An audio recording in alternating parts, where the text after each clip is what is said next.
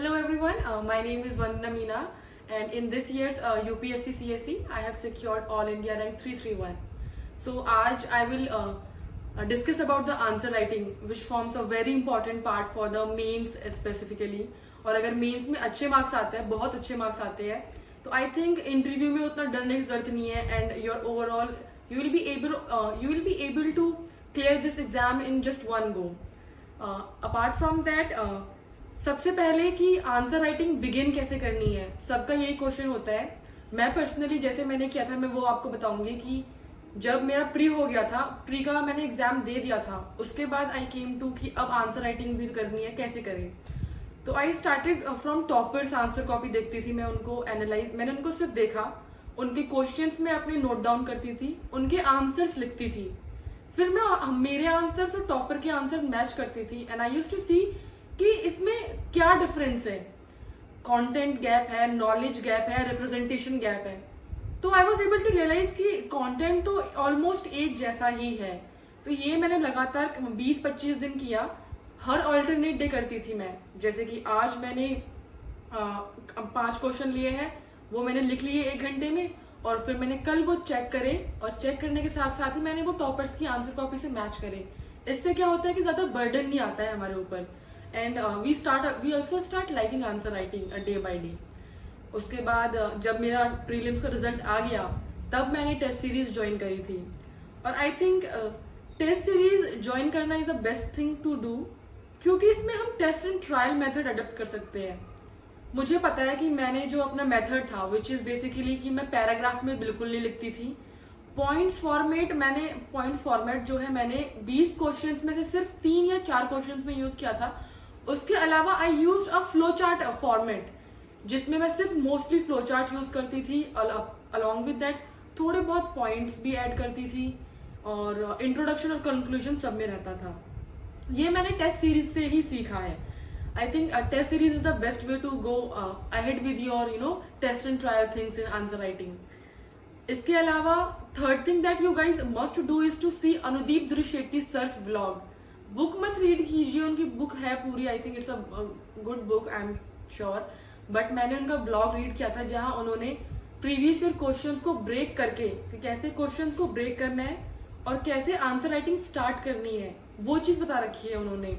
और I think मैंने वो चीज 4-5 बार उनकी रीड करी थी. रीड करने के बाद मैं जब भी, अगर मैं पढ़ने भी बैठ रही हूँ डेली, तो मैं मेंस के लिए स्पेसिफिकली मैं रोज अपनी प्रीवियस ईयर क्वेश्चंस की book list, previous year questions लेके बैठती थी साथ में, और उनको सिर्फ लिखती नहीं थी, माइंड में ही करती थी कि सर के ब्लॉग में ऐसा था कि इस क्वेश्चन को ऐसे ऐसे ब्रेक करना है, am I able to do this.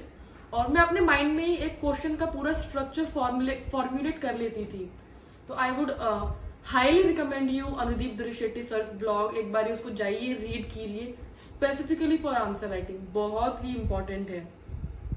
इसके अलावा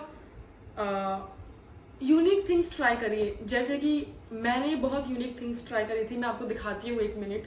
आई थिंक ये मैंने जैसे मैंने टॉपर्स की बहुत सारी कॉपीज देखी थी जब मैं करती थी, तो मुझे नहीं दिखा उनकी कॉपीज में, बट ये जो स्टाइल है ये ओवर द टाइम मेरे पास आई, मेरे को खुद को आई, पता नहीं कैसे. मैंने 4 से 5 टेस्ट सीरीज लिख ली थी. I was not able to complete my question paper ही कम्प्लीट नहीं होता था, 20 क्वेश्चन. तो 4-5 टेस्ट जब मैंने दिए, तो मेरे सिर्फ 17 क्वेश्चन कंप्लीट हो पाते थे, रह जाते थे. तो जब मुझे फाइनली ये हुआ कि यूपीएससी में अब सिलेक्शन अपना होना नहीं है, इतने कम क्वेश्चन हम अटेम्प्ट कर रहे हैं, even I was facing some content issue in my answers, और मार्क्स भी बहुत कम आ रहे थे. तो आई वॉज जब मैं टेस्ट देने गई, तो आई थॉट कि क्यों ना मैं ये चीज लिख देती हूँ. तो जब मैंने ये चीज ट्राई किया, तो I was able to complete my paper on time. और जब मार्क्स आए, तो आई वॉज हाईली शॉक्ड कि इतने अच्छे मार्क्स, जहाँ पे मेरे 70 से 80 मार्क्स आ रहे थे, there was a huge jump कि डायरेक्टली 120 मार्क्स आए मेरे, जो मैंने टेस्ट दिया. उसके बाद मैंने दोबारा ये चीज अगले टेस्ट में रेप्लिकेट करी. फिर अगले में I got 117, in the next I got 125. तो मुझे लगा कि this is the thing which I am going to do in the main UPSC.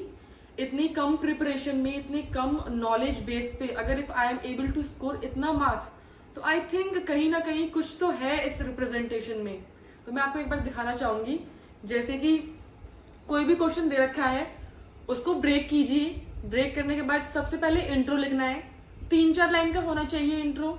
Along with that अब क्वेश्चन में जो पूछा है कि उसके किसी भी चीज के क्या बेनिफिट्स है, क्या इश्यूज है, तो मैंने इस तरह के बेनिफिट्स लिखे हैं यहाँ पे। एक लाइन मैंने लिख दी है कि यहाँ पे मैं बेनिफिट्स लिखने वाली हूँ, यहाँ पे मैंने बेनिफिट्स इस तरह से लिखे हैं। And on the next page जहाँ पे मुझे इश्यूज शो करने हैं, मैंने इश्यूज को भी इसी तरह से शो किया है। उसके बाद मैंने कंक्लूजन ऐड कर दिया। सिंपल, इस क्वेश्चन को लिखने में बहुत कम टाइम लगता है। ऊपर से आई थिंक रिप्रेजेंटेशन जो आती है पेज पे, शीट पे, it looks very unique and different. तो आई थिंक ये मेरी आंसर राइटिंग स्ट्रेटेजी थी। इसके अलावा मैंने बहुत से जैसे कि दूसरा ये है, ये क्वेश्चन है एथिक्स का, इसमें मैंने गुड गवर्नेंस के बारे में इस तरह से पॉइंट फॉर्मुलेशन लिखा है। उसके बाद उसका यूज ऑफ टेक्नोलॉजी के बारे में मैंने उसी तरह, यहाँ पे भी फ्लो चार्ट है, यहाँ पे भी फ्लो चार्ट है, और मुझे बहुत अच्छे मार्क्स मिले। आई थिंक इस वाले पेपर में आई हैव सिक्योर्ड 125 के अराउंड। ऐसे लिखा है मैंने ये वाला answer. Along with this what you can do is कि अगर किसी भी चीज के बारे में you have to add something, तो आप ऐसे भी, जैसे this is the question on tribal something, तो आई हैव एडेड कि ट्राइबल पंचशील के क्या क्या पॉइंट्स है, क्योंकि आई न्यू 5 पॉइंट्स है, तो मैंने पहले से ही 5 पॉइंटर के लिए इस तरह का डायग्राम बनाया था। तो इस तरह से आप कर सकते हैं। और आई थिंक इसके अलावा आप इस तरह से भी ऐड कर सकते हैं, जैसे कि कोई भी पॉइंट हमें 2 पॉइंटर लिखने हैं, तो उसका टॉपिक डालो और इस तरह बना के 2 पॉइंट डाल दो, उसके बारे में डिटेलिंग दे दो। कम टाइम लगता है इसमें मैंने दूसरे आंसर में भी यही किया है। जैसे मुझे सेक्टर के बारे में बताना है, तो स्ट्रेटेजिक, नॉन स्ट्रेटेजिक, स्ट्रेटेजिक में कौन से पार्ट है, नॉन स्ट्रेटेजिक में कौन सा आता है, इस तरह से इंक्लूड कर सकते हो। और इसके अलावा when I talk about flow chart, दूसरे टाइप के जो फ्लो चार्ट होते हैं वो कौन से यूज करे हैं मैंने, जैसे मैंने ये वाला फ्लो चार्ट इंक्लूड किया है, तो इसमें आई हैव रिटन कि अगर बेटर एजुकेशन मिलती है तो बेटर एम्प्लॉयमेंट होगा, बेटर एम्प्लॉयमेंट है तो बेटर इनकम से क्या क्या फायदे हो सकते हैं, better quality of life, it will help in reducing poverty, और दोनों की दोनों चीजें कहाँ कन्वर्ट करेगी, सोशल वेलबींग में।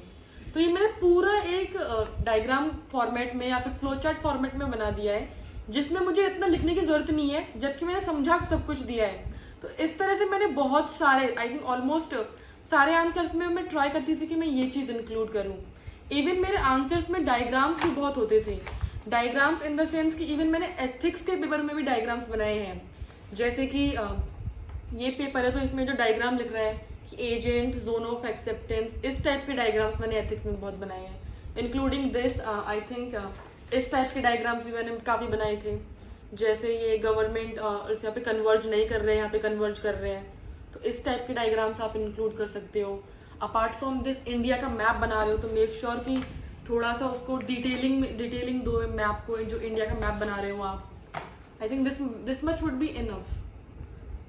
जो मेरी आंसर राइटिंग है, आई थिंक वो 2 चीजों में आपको बहुत हेल्प करेगी।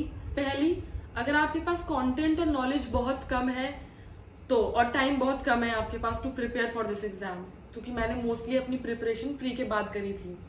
इसके अलावा दूसरी चीज, आपका मार्क्स गेन करने में, फेच करने में, मतलब इतने कम टाइम में मेरे सारे पेपर्स 3 घंटे से पहले हो जाते थे, 10 मिनट पहले। तो आई थिंक इतने कम टाइम में अच्छे मार्क्स यू कैन स्कोर, अच्छा शीट का जो रिप्रेजेंटेशन है वो अच्छा आता है। And I think this is it. मैं इतना ही बताना चाहूंगी।